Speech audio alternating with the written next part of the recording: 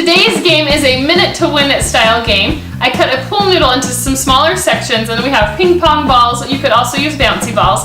And the object is going to be to try and throw it up in the air, turn your pool noodle upside down, and catch it on the other side. Whoever does that the most in 60 seconds is the winner. You ready? Yep. On your mark. Get set. Go.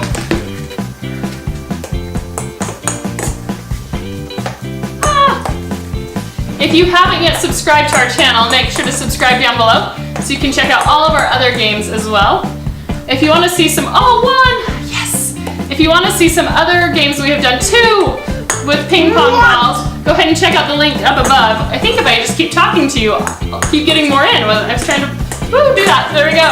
All right. So. All right. Obviously, I need to start talking because this isn't promising. 30 seconds left. Look at all our playlists. You know, they're pretty nice. We do have some playlists on the main part of the channel. Oh, that one's winning. No, you're slowing me. Talking didn't work as well for you as it did for me. No problem. Oh, almost. 9 seconds left, bud. You got 2 more to catch up on.